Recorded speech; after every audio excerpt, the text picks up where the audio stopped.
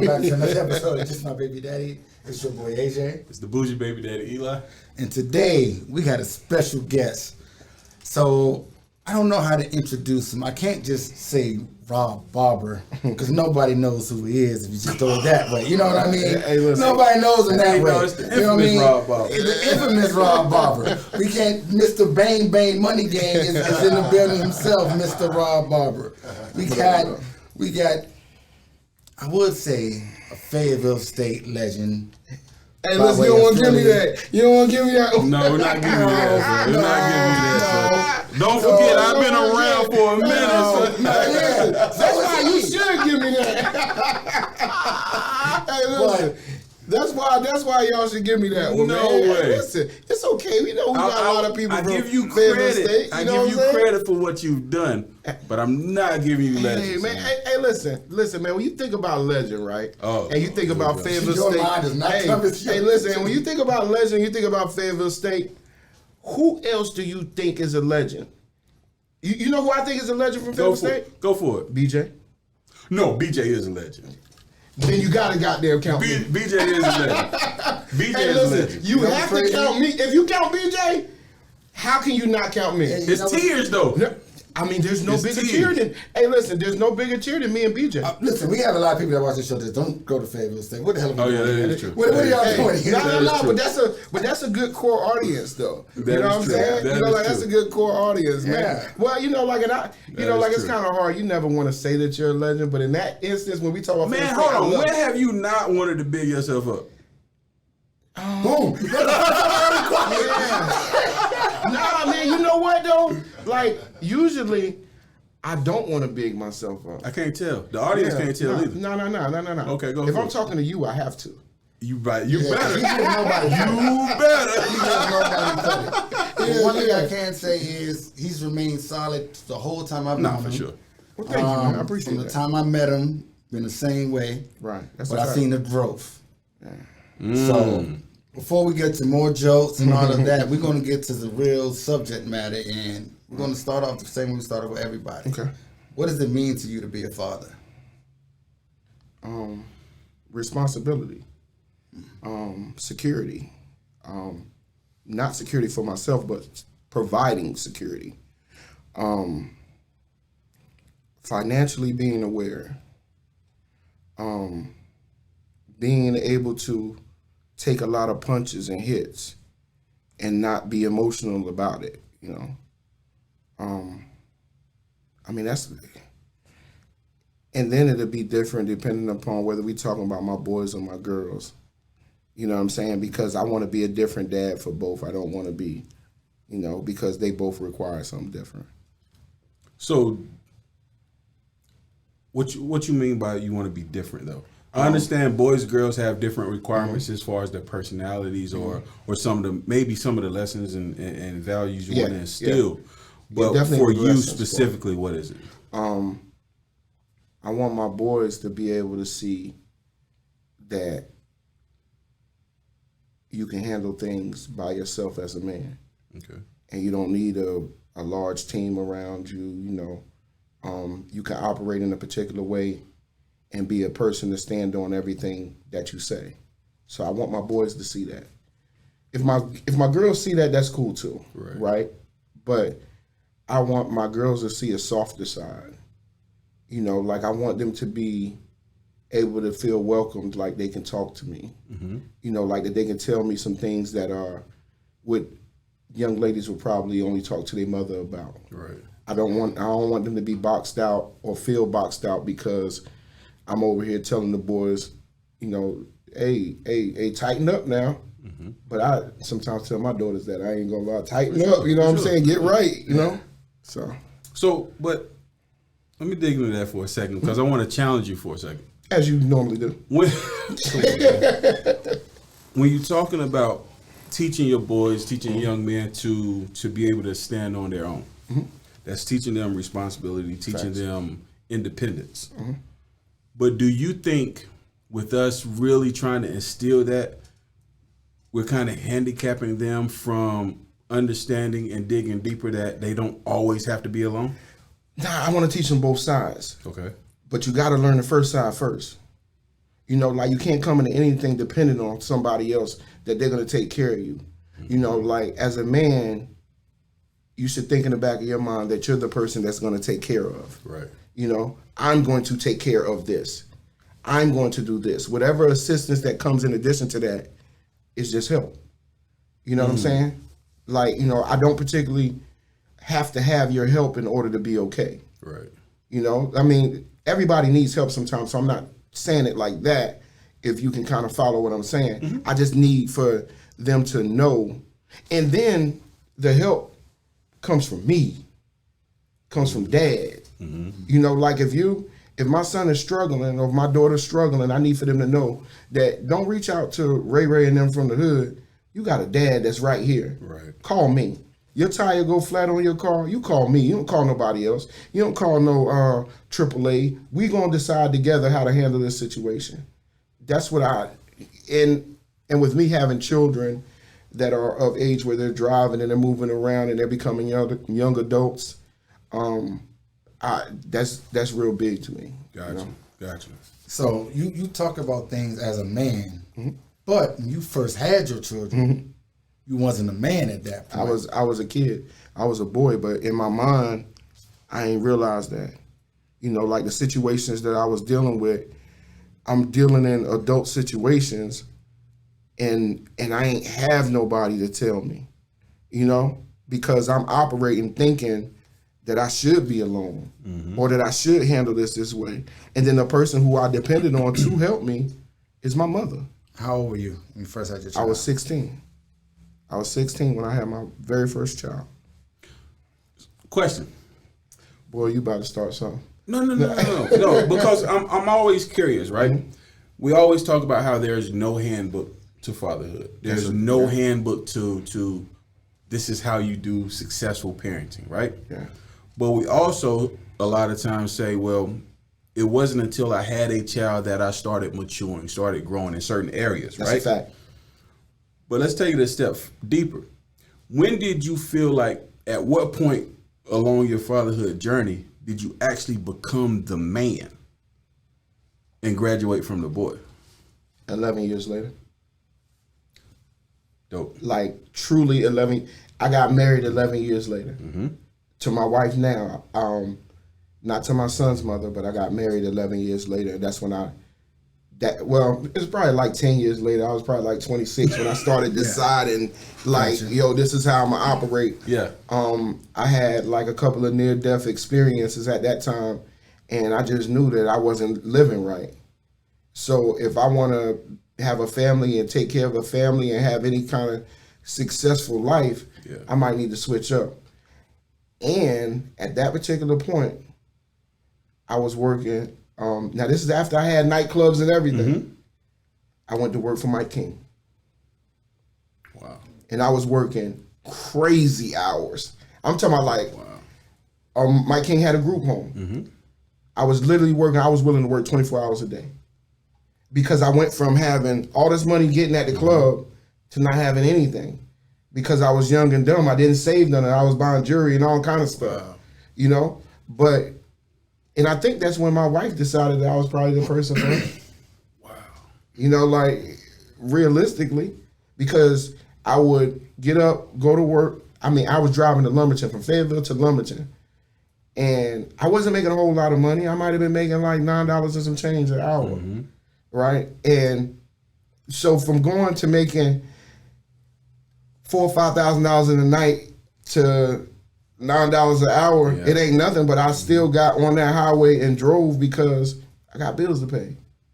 You know, I got a daughter that's sitting there. I had a son, you know, like, you know, I want to get married, like, and I had a college degree at the time. You know, like, so there wasn't nothing, you know, it ain't nothing too big or too small for me. You know what I'm saying? When it comes to taking care of my responsibilities. So how does that make you feel on the inside when you're going through that mentally? Because you know, it's always the persona on the outside. Everybody sees everything, but they don't see they don't see the stuff that's really going on behind the scenes. Like, they don't see those times when you got to make those long trips. Yeah. And those long trips, and I've been there. Yeah. Those long trips when you come from a high and you feel like you at the bottom, you got to make those long drives, and you there by yourself. Yeah. And you got nobody to sit with but your thoughts. Like, how do you get through that? And what is pushing you to, man, I got to get through this because I know something's better on the other side? I mean, you don't even really get a chance to think. You know, like, my day is consumed with what I got to do. So I don't even take the time to say, like, man, Rob, come on, man, you could do it.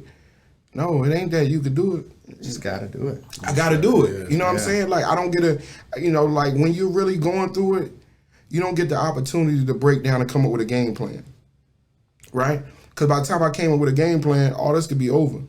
You know what I'm saying? I could have been evicted. I could have been, you know, like, regardless of whether we all talk about certain things that's going on in our life, right?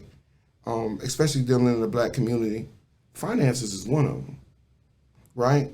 So everything could look good to everybody, but financially you could be in a bad situation. You could have all the nice gear you want to.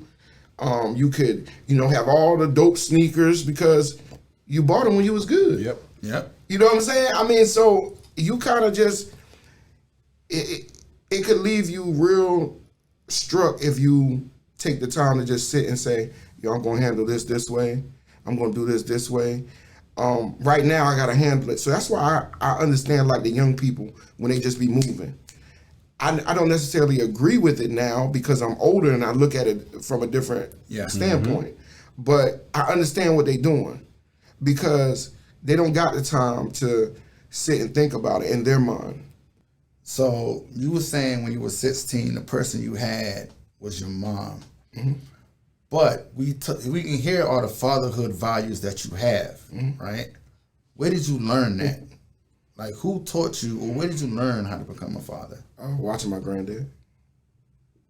You know, just having regular conversation with my granddad. Like if my brothers or my sisters or whatever, if they see this, they gonna kind of laugh like, I was my granddad's favorite. You know how everybody say that in their family, like, yo, I'm the favorite. Like, nah, I was my granddad's favorite. Like, I damn near learned how to gamble because of my granddad.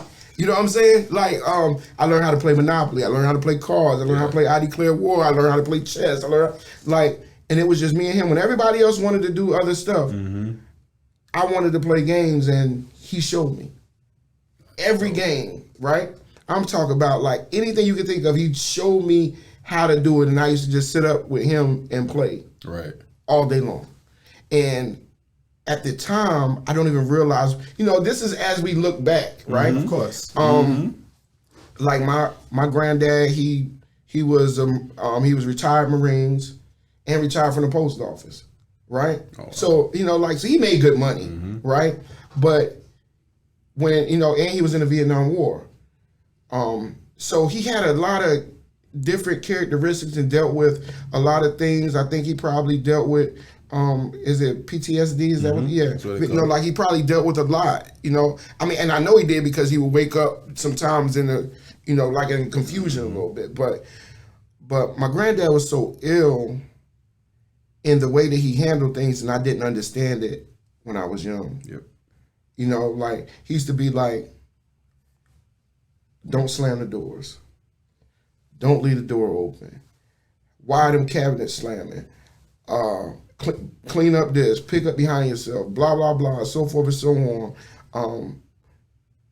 I can't say that I liked his tactics, but as a man, when I grew up later, I was like, oh, shoot, this is why he was doing it. Teaching structure. Yeah, man. And I think that's what a lot of people lack. And we try to implement other things instead of implementing the structure. We give everybody a reason to not operate off this structure. Right. But when you deal with men, real men, not people playing a position, when you deal with real men, a lot of them have structure. You know, it might not be to your liking, but they have structure. They do stuff, like when on the days that they pay bills, they set everything down. Yep. Like they line everything up. If you look at their desk or something like that, like. And I'm not saying because all men can't handle, I'm not saying that in order to be a man that you got to be able to do these things. Of course. But to be a well-rounded man, and that's what I always shot for. If anybody had an issue in my family, they would go to my grandmother. But it only came from my granddad. So all the monetary and the thoughts came from my granddad. Right. The action came from my grandma. Yeah. Right? Wow. So as you watch it, you kind of like, a shot caller. Man, listen, man, yeah, like if everybody was over there to eat, like dinner on Sundays or whatever, because my family when I was younger, we really used to do that, right? So when everybody's over there to eat dinner, if my granddad was like, "Hey, y'all need to quiet down," or "Everybody needs to go home," everybody went home. I don't care who was in the house. Yeah. I mean, my granddad was the illest to me. You know what I'm saying? Wow. So you were talking a little while ago about how you started growing as a father and growing into a man through what I would call humility. We joke about legend stuff, but we all go through a period of humility. Yeah. Because we got to get knocked down, right? You got to. But what are some of the things within you during that period?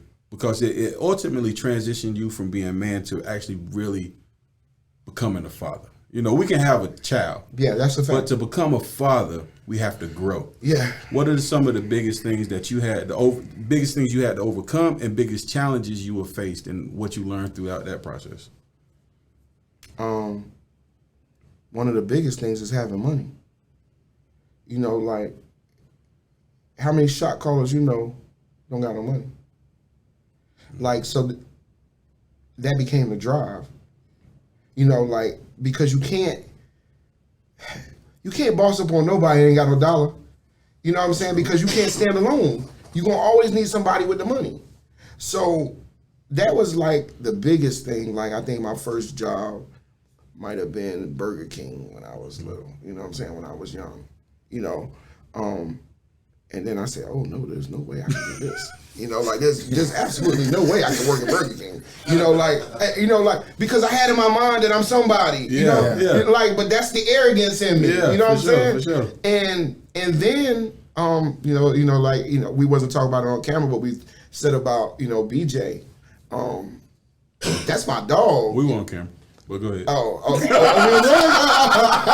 those are edits. Those are clips. All right. So look. All right. So that was the intro, really. Yeah. All right. So BJ, me and BJ got like that, right? And BJ was like, BJ was a big influence on my life too, whether he knows it or not, because we were equal. But he was a big influence because BJ was a person that always knew where he was going. Like, ever since I've known him, he always knew where he was going. And I was just living. I came to college on a humbug. Right. I was in AG, AP classes, right, in high school. When I decided to come to college, I just woke up and said... It's for the smart people. That's why placement. That's why he looked at me. Yeah, don't worry about it. You just lucky to get here. Yeah. Hey, listen, I feel you, dog. I just got out of high school. We ain't gonna judge. I barely got out of high school. Listen, man, I just decided, like, I'm gonna go to college. I went and enrolled. It was just like that. I just wanted to be a rapper first. I don't know what I wanted to be. You know what I'm saying? I mean, but I probably did want to be a rapper. Like, we can joke about it, but I probably did think that I wanted to be a rapper. That happens to your adulthood too, because you was part of Dipset. I just wanted to be famous and be rich. You know what I'm saying? I felt like if I was famous and rich, it would solve all of my problems. Oh God, man. But now as a grown man, I realized that money ain't gonna solve everything. It's not. If we don't get our mental right, the rest of it, you can have all the money on earth, you're gonna fuck it up. I mean, excuse me, you're gonna mess it up. Yeah, you don't ask people that live smart this. You can curse. Yeah, no. But I know. I never want to get caught up in, in not being able to find the correct words to say anything anymore. Yeah, not from coming from AP classes. Yeah. Right. AP test is different than 90s. You know, like, I just don't want to present. You know, like as a business person, you don't want to present that to the world. Yeah. You know, like you don't want to present to the world that, you know, like it's F this, F that, it's this. You know? Yeah, no. Like, you know, like that it just doesn't look good because we already behind the 8 ball like we talked about. No, for sure. You know what I'm saying? So that ain't never what I want to put out Yeah. there. You know, in a jokingly manner, I could joke, you know, like. It ain't got nothing to do with the interview, so you can keep talking about what the question I asked you, though. You know what I mean? I feel you. But, seriously, though. All right. When you think about, because you have 5 kids, right? Yeah. We can talk about money. We can talk about, you know, internal growth. But what has defined your parenting changes over the 5 kids? What has changed in what you do, your approach, things that you used to do that you don't do anymore, the communication styles?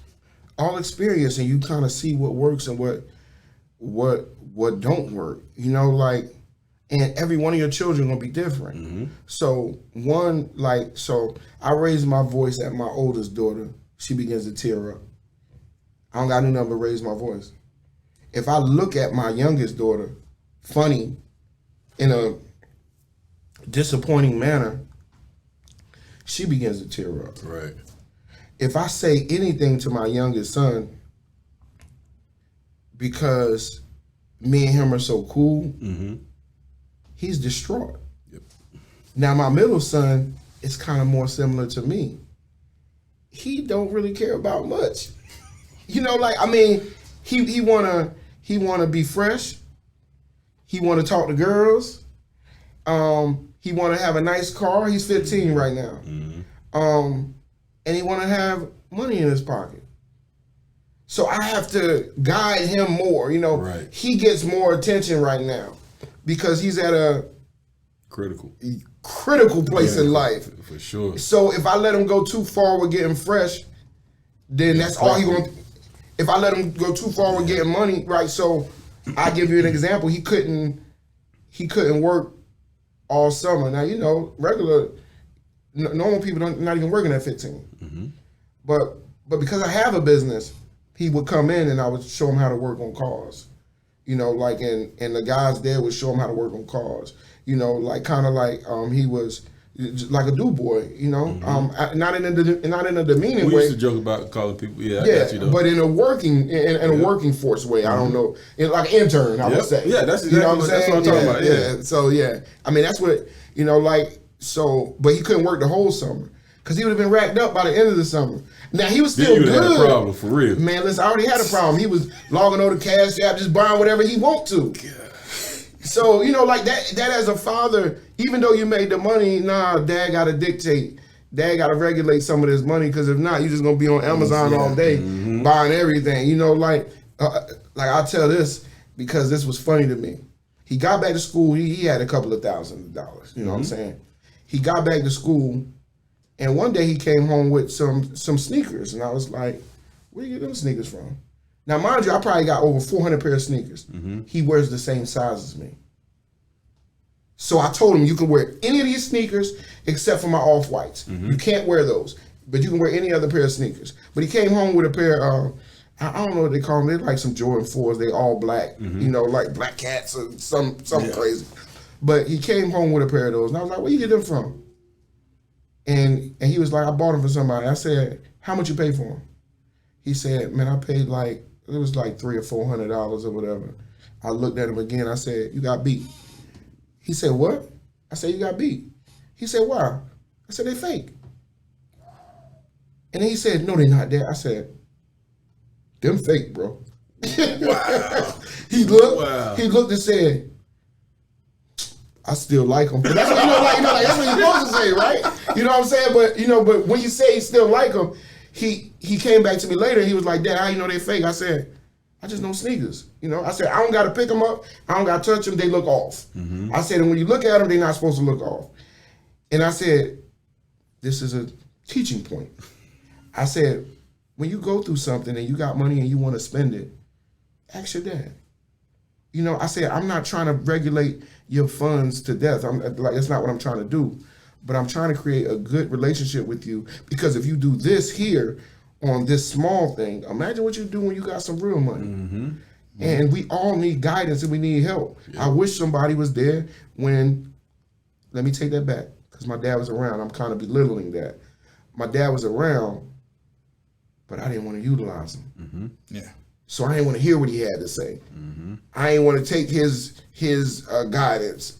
I wanted to do the trial and error, because I wasn't, in my perception, happy with the man that he was. Right. So I don't need your guidance, dog. Like I do trial and error and I do better. You know what I'm saying? Wow. Yeah. So I got a question for you, because he spoke about humbling earlier, right? Yeah. So there was a time on social media, for example, when your name was getting dragged, right? Yeah. And during that time, that doesn't just affect you. That affects the entire family. Yeah, it was 2012. Right? So when a situation like that is going on, how are you handling that with your children? How are you addressing that with your children? Were they too young at the time? Yeah, they was kind of too young. Like harder on my wife than the kids. You know, like, because first of all, like, the people that know me, they already knew what was up. You know what I'm saying? They just kind of know, like, it got to be more to this. You know, like, but the people who want to see you fall, then it's no more. It's this. It's like like a joyful moment for them. Nigga, they couldn't wait. Finally, Rob messes up everything. Yeah. I knew he wasn't right. I knew they ain't have this. I knew they didn't have this. You know, he out here doing this. Like, I mean, that was a real depressing point in my life. Not depressing from a standpoint like I care about people and what they think about me, but depressing because I was off social media, didn't have a page, and I had another account that I had never used. So I was always just kind of logging on, but I wasn't logging on to read anything. You know, I mean, you bored. Like, I'm not working at the time. I'm just kind of, you know, like, just around. I'm reading the Bible at 1,000,000 miles per hour, trying to get my mind right. Right. And I used to be looking at people who would call me a friend, was just talking crazy. You know, people who would come damn near begging me to get in the club is talking crazy about me. People who borrowed money from me. People who owe me money. Women that I already had messed with. Like, it was just weird. Like, so as I was looking, I was just like, yo, this is really weird. People who I thought would have my back just was like, you know, like, kind of disassociating themselves. But that was one of the greatest experiences in my entire life. I don't make it to here without being there. And when I say make it to here, I might not even have went the route of having my own business. Right. You know what I'm saying? Like, I might not have had the courage to stop working for the state, because people think that I was, like, fired from a job, but I quit. That's what spun all that stuff out of control like that. Gotcha. You know, like, not to get too particular, but when you find out that something ain't right and the government's trying to do something, you either got one or two choices. You can ride with however they're going to treat you, or you can create your own route. I decided to create my own route, and I called my wife before anybody else in the world had knew anything. I called my wife. I said, baby, I got a phone call, because, you know, I know people everywhere. I said, I got a phone call that, you know, like, that they gonna try to arrest me or something like that, right? And she was like, no, you didn't. I said, I'm dead serious. Because they had already locked up one of my homeboys. Gotcha. You know, like, so there was a bunch of things that played into to that. But they had already locked up one of my homeboys, and, you know, he's doing life now. You know, like, they had already picked up another one of my homeboys. They picked up one of my business partners. You know, at the time, you know, he was one of my business partners. I mean, they was picking up everybody. And they wanted me to be associated. But and when you know you ain't did nothing, it's kind of one of them things, but they want to talk to you. Right. So I just handled it as it came. And I didn't. I don't want to sound like I'm trying to be tough or whatever. You know what I'm saying? Because that's not where I was in my life anyway. I got you. No. But I was one of those people that when they came, I wasn't folding to accommodate them. Mm-hmm. So when they was asking me questions like, yo, how you know this person? Man, that's not none of y'all business. You know, I'm here for this, or at least that's what I thought I was here for. So when I'm dealing with that, and it was just a weird point in my life. Just dealing with people in the way that they perceive you and the ones that you thought well of you, and watching them laugh and you watching them joke and everything funny. Yeah. You know, like, and you're still doing better, and you're still doing better than those people that are doing that. It's enlightening to a certain point. Got you. And when you see it, you just kind of like, I got you. Mm-hmm. I got you now. Aggressively, the people that be around me, they wanted to fight. They want to hurt people. And I'm like, for what? I said, man, they allowed to feel and talk however they talking. Nah, son, but we know that. Mm-hmm. I said, but they don't know that. Mm-hmm. Yeah. You know, I said, man, and me having a conversation about my life with people who don't matter to me ain't worth it to me. Yeah. I said, the only thing that makes me mad is that my wife is a nurse. She gets up and she goes to work, and she had to deal with that. Yeah. You know, she got to deal with people at her job asking her about her husband, and I regret. That's the only thing I regret. Yeah. I regret her having to deal with that. Yeah. But with her dealing with that, I knew she was the one for me. For sure. Yeah. If you can take this, For sure. oh, everything else gonna be a For cakewalk. sure. You know what I'm saying? For sure.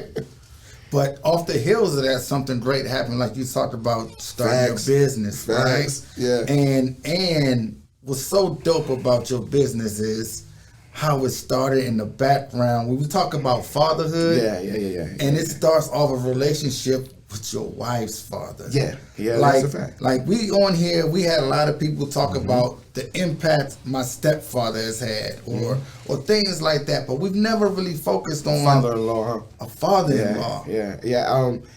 And like I was saying, man, I think that my father-in-law the illest. You know, I really truly do. Kind of one of the reasons that I think he's the illest is because his love for his daughter allotted for me to be in a particular position. Like, he created an avenue to take care of his family, right? All this happened at the same time. So when I'm going through this and people laughing, I started a lawn care company, right? I'm literally going around. The first person I cut grass for, I don't know if y'all know him. Cutting grass and Jordans. Huh? Boy, you stupid. Yeah. But listen, pushing a lawnmower, right? So the first person that I ever cut grass for when I had my lawn care company was Atkins. Right? You know what I'm saying? Like, you know, so me and him became like that. Like, and I didn't have, like, this is what's even more crazy. I bought a bunch of lawn care equipment. My father-in-law, now I'm reminiscing of how this worked. I'm buying a bunch of lawn care equipment. I bought a trailer, all kind of stuff. I'm pulling it behind one of my trucks, right?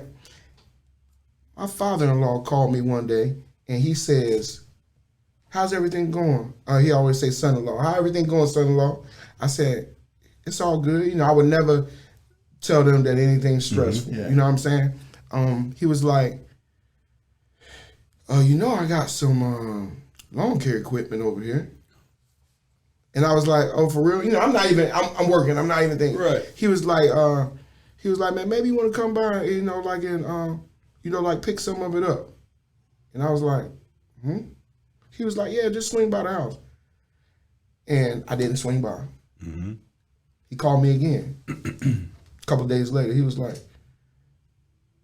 so you tell me you ain't gonna come pick up this lawn care stuff? And I said, what lawn care stuff? He said, I told you to come by. You know, I'm gonna give it to you. All I need you to do is cut my grass. Wow. He gave me a ton of stuff. Wow. Like, and I'm out here cutting grass and people are literally laughing at me. You know, like I'm talking about, I'm in neighborhoods. This is the humbling part. Laughing at you for hustling.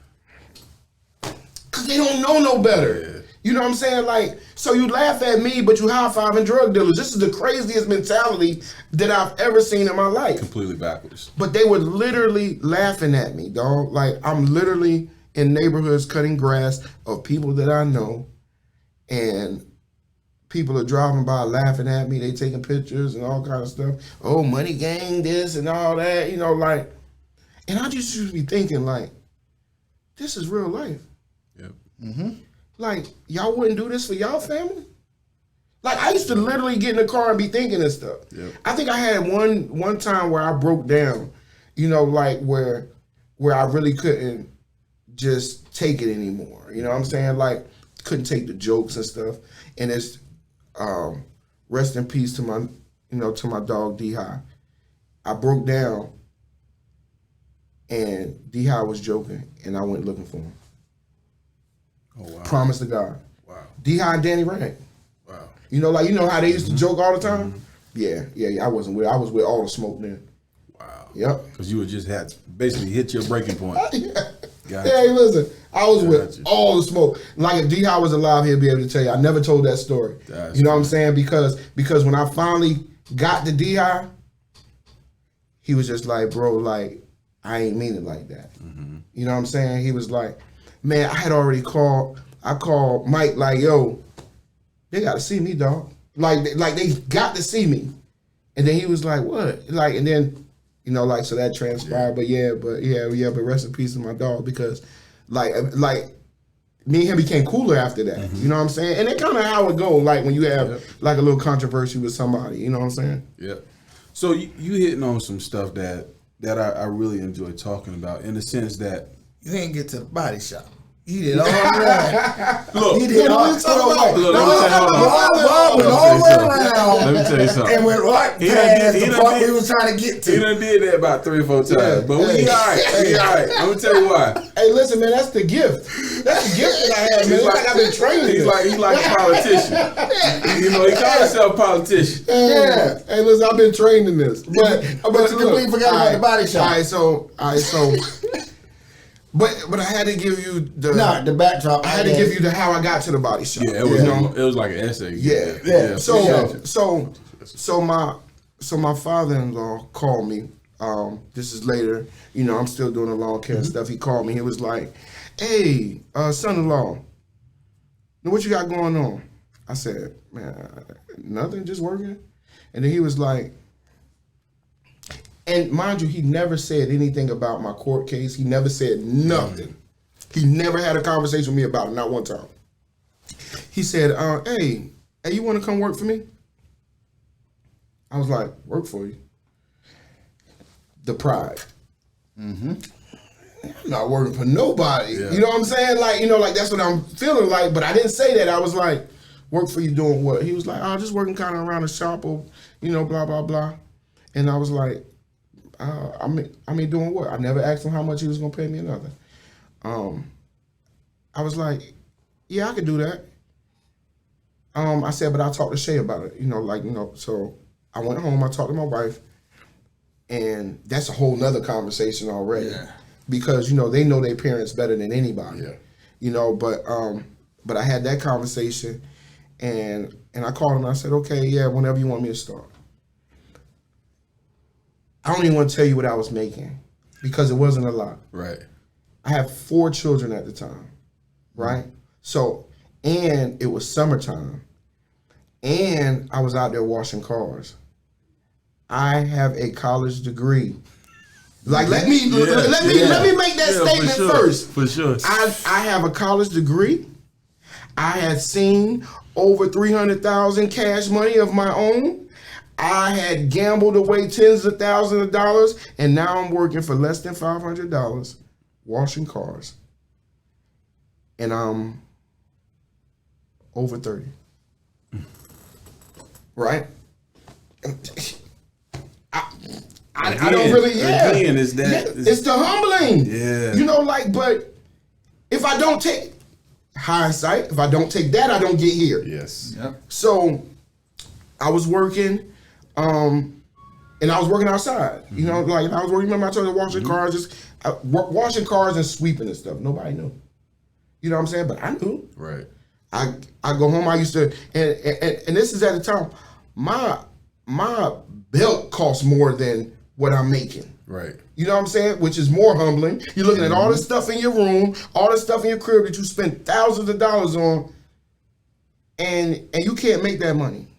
You know what I'm saying? Like, you know, like, so that's a humbling experience in itself, right? So at that point, now this is kind of funny.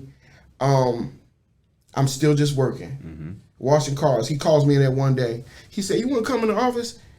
I said, yeah, cool. They have air conditioning in the office. I'm out here literally sweating. You know what I'm saying? I go in the office. He was like, "What would you think if you was doing my job?" And I was like, "No, what you mean?" He said, "You know, like just doing my job, like check, you know, because he would walk down the money. You know, like he wasn't writing no estimates or nothing like that. He was just walking down the money. I think your thing went out. He was just walking down the money, right? So I came in there and I'm walking down the money, right? A couple months go by, I'm still walking down the money. I start finding out that this person is doing this person doing that because I'm a money guy. You know what I'm saying? Find that out, and then he says, "Don't you want to buy this?" I was like, "How much you want to sell it for?" So he told me how much he wanted to sell it for. When he told me how much he wanted to sell it for, did I have all that money? I did not. Right. Because I told you what I was making, right? But CIAA was coming. It was all happening at the same time, right? And you know, the CIAA, we do a party every day that whole weekend. He said, "Well, this is how much I want." He said, "When you think you had the money?" And I was like, I don't know, just, you know, like give me a couple of days or whatever. I literally had a party at CIAA every day, came back, gave him the money. Wow. That was 2012.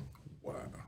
I gave him the money, and he took his hands off it like that. I've been on cruise control ever since. Good gracious. You know what I'm saying? Like that's a fact. You know, like, and I just use, you know, I use my own money to keep it going. You know, like initially because I thought I was gonna be struck because I didn't know how I was gonna make it because I ain't got the back and I didn't have the back. Like I told you what I was making. I didn't have the backing to hold this business afloat. Yep. I went in there. Another funny story. I went in there like I was a direct repair shop for Allstate. Now, what you're not supposed to do is click this button that pays you prior to that vehicle leaving your shop. You know what I went in there? I went in that piece. I clicked every last vehicle button that Allstate had in there. I'm clicking them all. They paid me all. I used it to pay it off. Made sure them cars were fixed by the time that they came up, and we was good. That's funny, son. Yeah. I mean, it's been up. Funny. And it's been up since then. Like some down days, of course, but you know, like, but it's been up.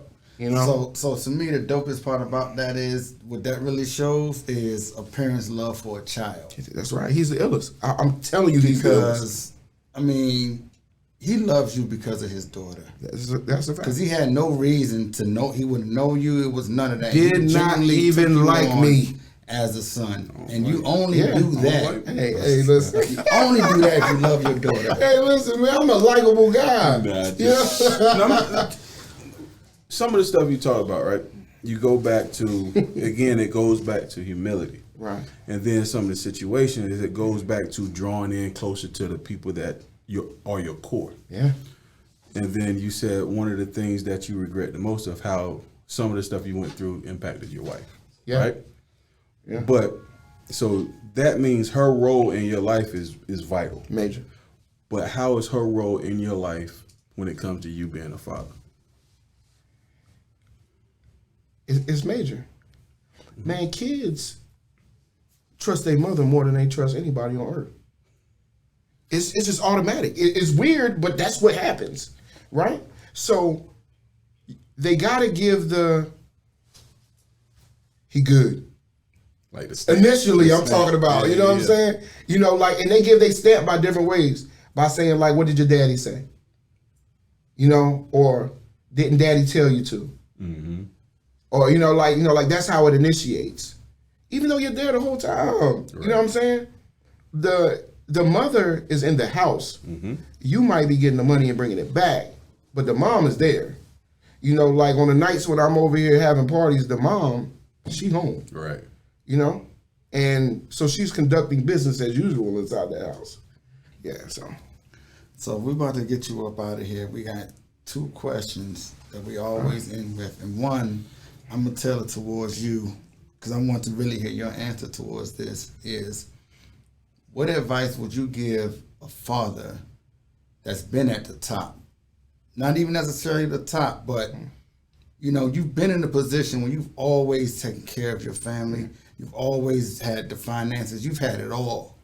You don't no more. And it's gone. yeah. Don't be What afraid do to you start. do? What do you tell them to get them to keep going? Man, just keep it cracking. Like don't give up. You know, there was a meme that I seen on Instagram where the dude is standing in the mirror, this white dude is standing in the mirror, and he's pointing at himself like, stupid, don't spend money like that. Right? You know, like, you know better. Don't do that. You got to be able to look at yourself in the mirror. You know what I'm saying? And realize that you made some big mistakes, but don't let them big mistakes define you. Right? So then you got to keep going. And it don't matter whether people laugh at you. Like I was saying, when I was cutting grass, they was laughing. But if I don't cut grass, I don't get the lawn care equipment. If I don't get the lawn care equipment, I don't do this. You know what I'm saying? Like, but if I don't quit my job initially, or if I don't associate myself with the people who I was, none of this happens. So we all gotta, in our book, whether it's me, whether it's you, it's not finished being written. You know what I'm saying? We got, hopefully, knock on wood, if God sees fit, we got time. You know what I'm saying? So the only thing we can do is be the best men that we can. Don't take this stuff personally. You know what I'm saying? Like, I know it's hard not to when you're trying to make money and you're trying to provide for your family, but don't take it personally. Just keep pushing. Like, if you know what's right and you know what direction you want to go into, I don't care if a soul wants to ride with you. Then hop in your car. Like you've done Dirt All By Your Lonely a million times. We all have, right? Remember we used to go see Girls on the Low? Yes, you did, sir. I know you, and I know you, and I know both of you guys well. However long ago it was, you used to go and you didn't take nobody with you. Yeah, for sure. Man, sometimes that's how the ride be. Because niggas run their mouths. But you gotta take that ride, dog. Right, You by know what I'm yourself, saying? Man, for you gotta take that ride by yourself, and you gotta be cool with taking it by yourself. Like this, these trips and these travels that we go on, they not to impress nobody. Like we gain what we gain after we finish doing what we doing. Like, I don't need nobody to cheer me on no more. Like when that happened then, I realized like these niggas, these fake cheers anyway. You know what I'm saying? Like, I would appreciate the bullshit that me and you did, because whether you was serious or whether you was joking, you was always stand up and say whatever you was thinking at the time. You know what I'm saying? I appreciate that conversation more than a conversation of somebody, dapping me up, telling me how they rock with me and stuff, and then I walk off and they say, man, I don't even like that. Yeah. Because it's more of that than this. And that's why when you call me about, when you send me the inbox or whatever, I said, bro, whatever you want to do. I ain't say, oh, no, bro, I can't be doing that. I said, bro, whatever you want to do. And so me and you always been like that. And you already know what me and you been, you know what I'm saying? So it's, when you get around everybody, man, regardless of whether you got to talk to them every day or whether you don't, you build good relationships with people and you move forward. Right. And the people who got bad intentions and they trying to do weirdo type time around you, they gonna weed themselves out. You know what I'm saying? Then you just keep pushing. No, for sure. So, last question. Like you said, you already legendary. According to you. There you go. According to you. I need to take this. I should have taken it on my phone. You will never hear anything You said like according that. to me? According to you. This shit's definitely getting edited. Hey, no, man, go ahead. Sure, that's coming up. Hey, keep that part. Robb's already sure. legendary. But in the serious point, we all hope we have time. Definitely. But when our book is written, That's right. what do you want your legacy as a father to be? That I did enough. You know, like that I truly did enough and I handle my business. You know, I can't say what they would say as me as a husband. I can't say what they would say as me as a son. But as far as a dad, I want them to know that their dad was the illest. You know, like, and I say the illest meaning the things that I'm willing to do for mine. You know, like, and it don't always have to be like a physical fight because I was willing to get out there and cut grass while they laughed at me. You know, like Rick Ross said, he'll shovel shit. You goddamn right I will. Mm-hmm. You know what I'm saying? If that's what it takes to make sure that I'm there for my family and they can survive another day, that's what I'm gonna do. Like that, I don't have an embarrassment point with that. You know, like if my shop was to close today, I figure out something else to do. Yep. You know, like I would be doing something else. You know, but you don't know those things until they start coming up and you've been put in that position. I feel like every 10 years or so that we're all hit with a very tough transitional point in our life. Mm-hmm. And we lose friends and we lose money and we probably lose things, you know? Yep. But if we don't keep rocking, man, I mean, what we gonna do? We can't give up. You know what I'm saying? Some people do. They were suckers from the beginning though. Yeah, fold easy. Yeah, yeah, like. For sure. Well, look, man, there ain't nothing else for us to talk about. We're gonna get you out of here. Yeah, we're gonna do a nice little closing and wrapping everything up, but let's leave on a way point. over time. Let's leave on a point that Robb's a goddamn left. Oh my god, yeah, definitely cut this off, man. You know what? Hey, listen, I just say that to make Eli feel a certain way. You know what, yourself. Appreciate it, man. Man, thank y'all for having me though, man. For real.